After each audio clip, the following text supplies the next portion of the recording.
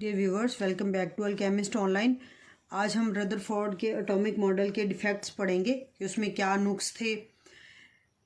गो के उन्होंने बहुत अच्छा मॉडल दिया था सर रदरफोर्ड ने।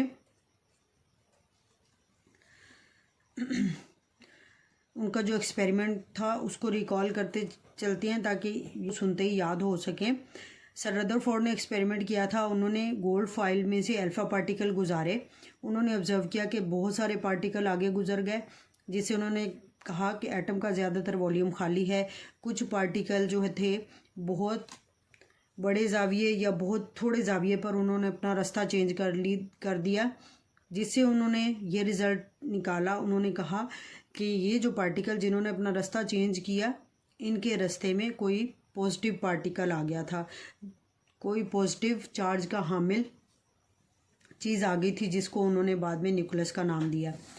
कुछ पार्टिकल जो बिल्कुल पीछे मुड़ गए यानी सीधा जा रहे थे और वापस आ गए किस चीज़ से टकराकर, उससे उन्होंने कहा कि ये जिस चीज़ से टकराए वो दरमियान में एटम के दरमियान में मौजूद न्यूक्लियस था और न्यूक्लियस पर पॉजिटिव चार्ज था।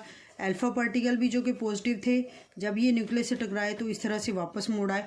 ये सर रदरफोर्ड की ऑब्जर्वेशन और रिजल्ट्स थे जो उन्होंने बुनियाद पर उन्होंने एटम का मॉडल पेश किया। अब इस मॉडल में भी कुछ नुक्स थे जो हम आज देखते हैं। In spite of proving plum pudding model of an atom A wrong concept, Rutherford had following defects in model. Sir Rutherford ने एटम का प्लम पडिंग मॉडल जो था उसको रॉन्ग प्रूव कर दिया था।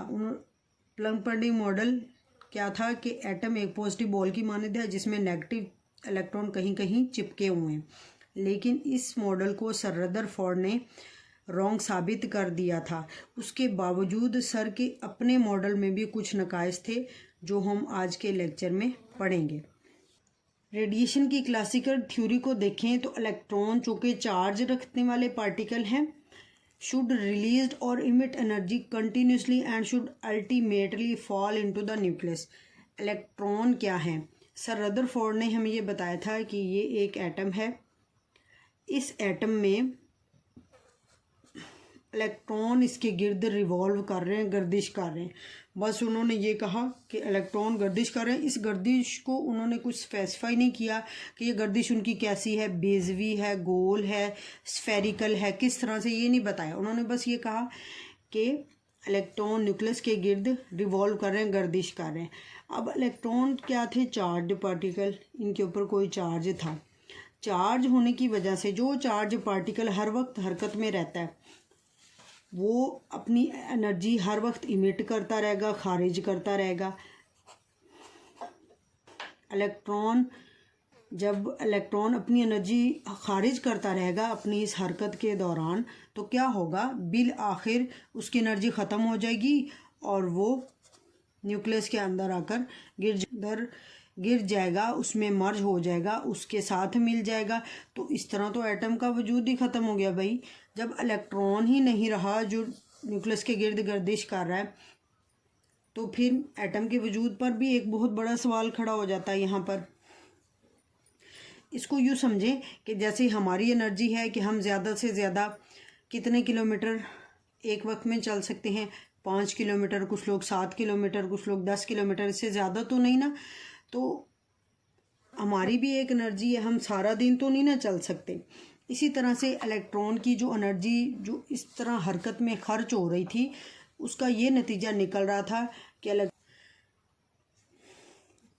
इलेक्ट्रॉन की एनर्जी खर्च होते होते इतनी कम हो जाती कि ये न्यूक्लियस में गिर जाता और इसकी एनर्जी बिल्कुल ख़त्म हो जाती, क्योंकि इलेक्ट्रॉन एक चार्ज पार्टिकल था, उसके ऊपर कोई चार्ज था। अगर इलेक्ट्रॉन कंटिन्यूसली एनर्जी खारिज कर रहा है तो उसको कंटिन्यूस स्पेक्ट्रम बनाना चाहिए, मुसलसल स्पेक्ट्रम बनाना चाहिए।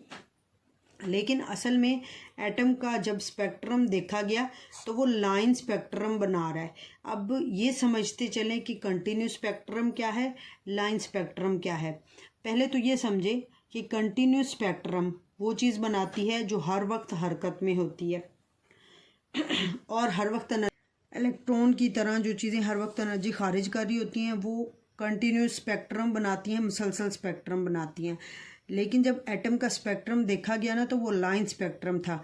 कंटिन्यूस स्पेक्ट्रम और लाइन स्पेक्ट्रम जो होता है वो इस तरह से होता है कि कंटिन्यूस स्पेक्ट्रम में जो कलर स्पेक्ट्रम असल में होता है रंगों की तस्वीर को कहते हैं। किसी भी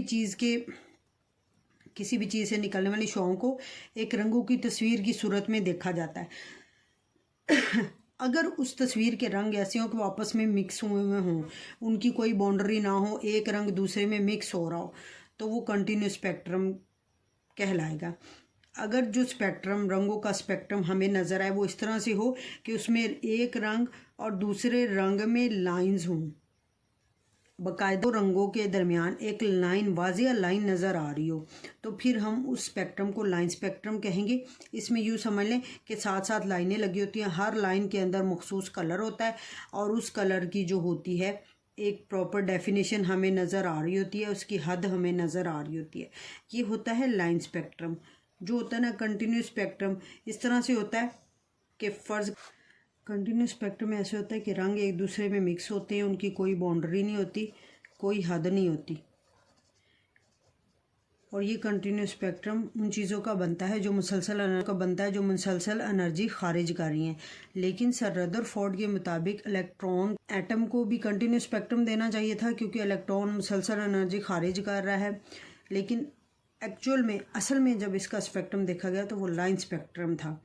ये इससे एक बात वाज़िया हो गई कि सर रदरफोर्ड के एटॉमिक मॉडल में कोई नुक्स है।